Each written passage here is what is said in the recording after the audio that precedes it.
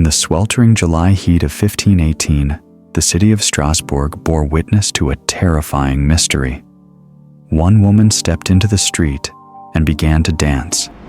No music, no celebration, just movement, wild, relentless, unstoppable. Within days, dozens joined her, then hundreds. They danced until their feet bled, until their bodies failed, until some took their last breath mid-motion. Doctors were baffled. Priests were horrified. The city, paralyzed with fear. Was it a disease of the mind? A curse from God? Or something far darker? What made the people of Strasbourg dance themselves to death? Strasbourg, 1518, part of the Holy Roman Empire, nestled along the Rhine River. On the surface, it was a city of cobbled streets, timber-framed houses, and Gothic churches. But underneath, something was unraveling. That year, the people of Strasbourg had endured a brutal stretch of misfortune. A harsh winter had led to crop failure. Food was scarce. Hunger was constant. Disease, unseen, unnamed, swept through homes like a shadow, stealing away children and elders alike. The church bells tolled more for the dead than the living. But it wasn't just the body that was suffering. The soul of the city was restless. Religion offered both comfort and terror. Sin, it was believed, brought wrath. Omens were seen in cracked walls, in dreams, in the flight of birds. The fear of divine punishment lingered in every whispered prayer.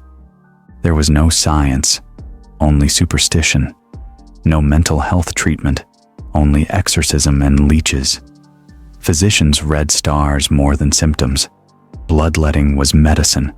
Madness was the devil's work. And politically, the city was tense. The rich grew richer. The poor starved.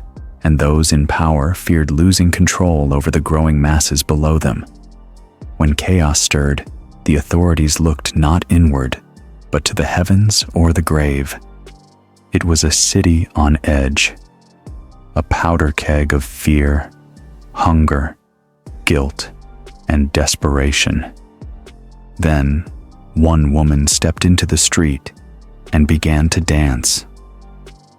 It began on a seemingly ordinary summer morning in July 1518. The sun rose over Strasbourg's narrow alleys and stone chapels. Merchants opened their stalls. Bakers lit their ovens. And then, there was Frau Trophäa. No one knows much about her. No birth record. No known occupation. Just a name, burned into history by her uncontrollable need to dance. She stepped into the street and began moving. Slowly at first. Awkward. Almost ritualistic. But then faster. Jerky. Wild.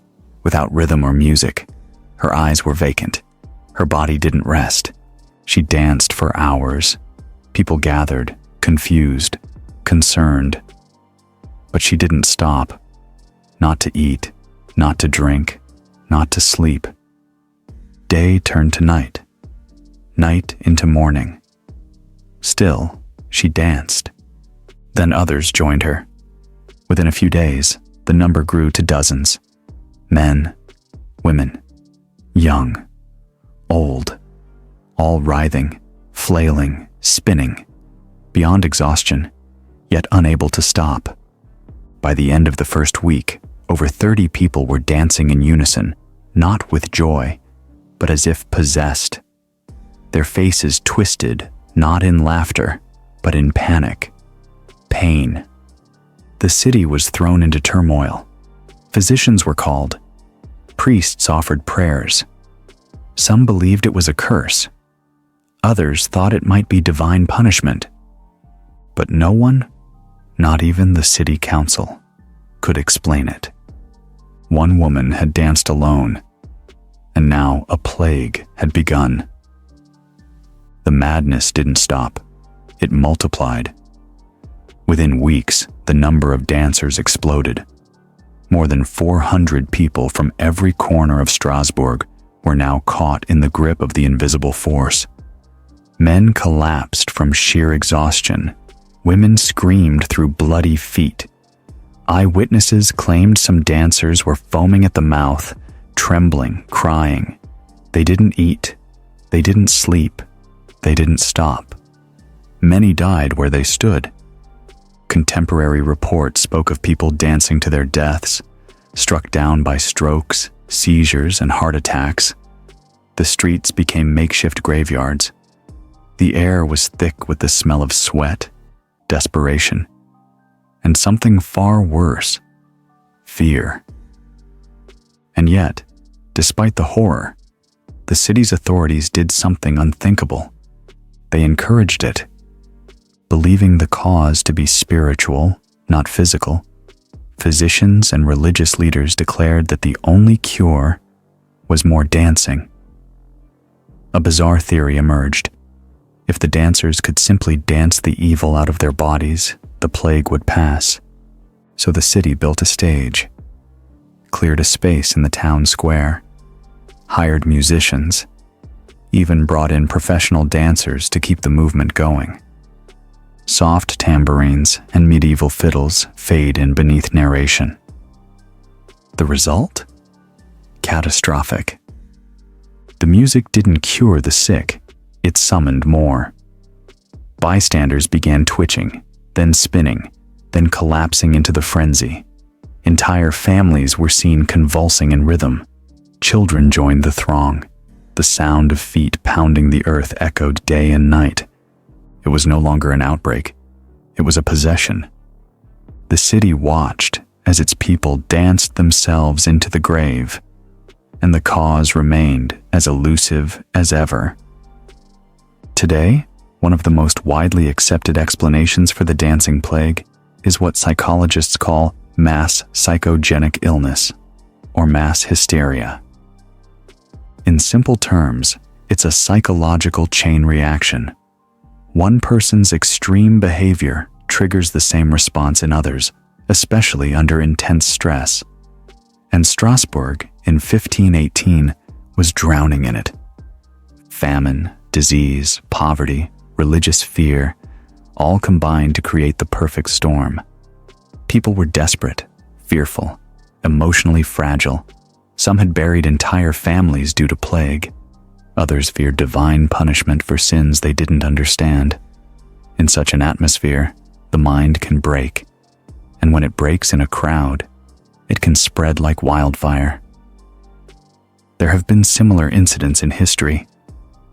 In the Middle Ages, groups of nuns in French convents meowed like cats for hours. In the 1960s, hundreds of schoolgirls in Tanganyika laughed uncontrollably for days, without any clear cause. And in 2006, mass fainting swept through a girls' school in Malaysia. Doctors found no medical explanation. In Strasbourg, perhaps Frau Troffea's dancing triggered a wave of unspoken trauma, a collective collapse of mental control, a silent scream, expressed through motion. Another theory points to something far more physical and sinister: ergot poisoning. Ergot is a toxic fungus that grows on damp rye. When consumed, it can cause hallucinations, convulsions, muscle spasms, and psychosis. It's chemically similar to LSD, and it was present in parts of Europe during times of food shortage, exactly like the one Strasbourg had just endured. It fits the timeline. Poor families likely ate old, contaminated bread. Ergot could have poisoned an entire neighborhood, making them hallucinate, twitch, and lose control. But here's the problem. Ergotism causes physical pain and seizures, but rarely the kind of coordinated rhythmic dancing described in historical accounts. And the effects usually last hours or a couple of days, not weeks. Plus, those poisoned by ergot would have been too weak to move for long, not flailing in the streets for days on end. It's a compelling theory. but it doesn't fully dance with the facts. To the people of 1518, the answer was far simpler and much more terrifying. It was a curse from above or below. Many believed the dancers had been struck by Saint Vitus, a revered Christian figure associated with epilepsy, convulsions, and dancing. Medieval lore warned that if you angered him, he could afflict you with uncontrollable movements, sometimes for days. To ward off the curse, Strasbourg authorities eventually sent the dancers to a shrine dedicated to Saint Vitus in the mountains. Some carried offerings.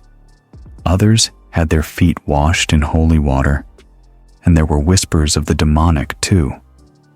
Some believed the devil had crept into Strasbourg's streets, puppeteering the people like marionettes. Priests were called to perform exorcisms. Holy relics were paraded through the city, but the dancers kept moving, unmoved by prayer or flame. In the 16th century, science hadn't yet cast its light, so the shadows were filled with gods and demons. A darker theory suggests the plague wasn't organic at all.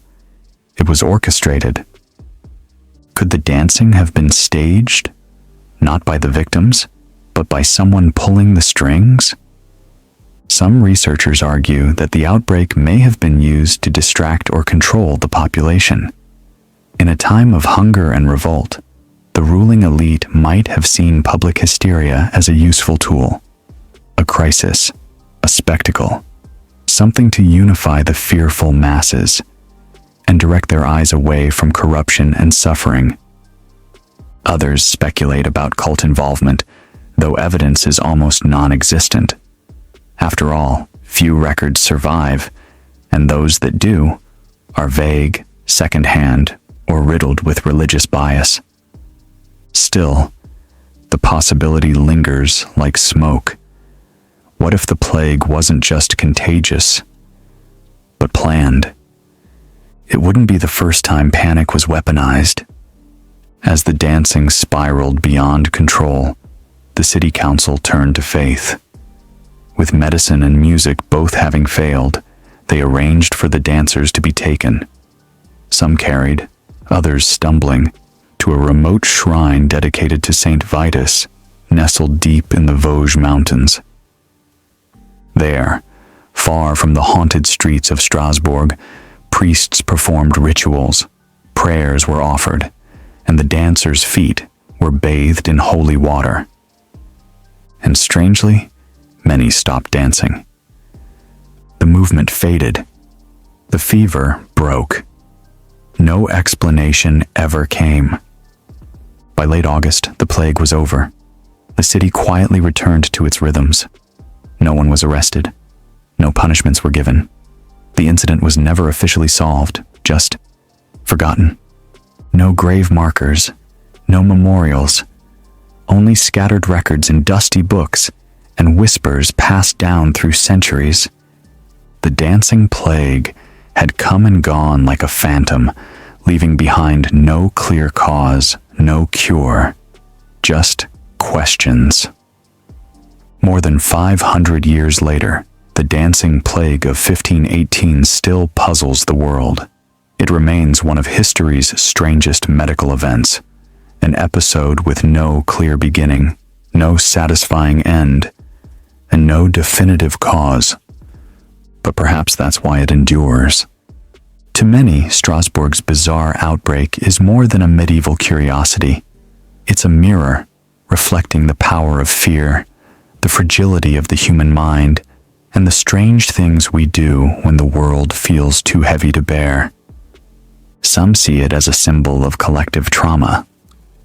Others view it as evidence of how group psychology can override reason. In a way, we've never stopped dancing. Today, it just looks different. We have viral trends, panic-driven stockpiling, TikTok challenges, waves of fear and influence spreading across social media at the speed of light. Our methods have changed, but our minds, not so much. Psychologists still study it. Historians still debate it. Folklorists still chase its roots. The dancing plague may be a ghost from the past, but it speaks directly to the present. Because when fear becomes contagious, anything can happen. Was it madness, mold, or a message from something beyond? The people of Strasbourg danced themselves into history and out of logic. But maybe, just maybe, the plague wasn't the disease. It was what they were running from. A city crushed by fear, guilt, hunger, and silence. A moment where the human mind screamed through motion and no one listened. Until it was too late. We may never know the truth. But one thing is certain. What happened in 1518 still dances through the shadows of our world today. What do you think happened in Strasbourg? Was it hysteria or something more? Drop your theory in the comments. We read every one.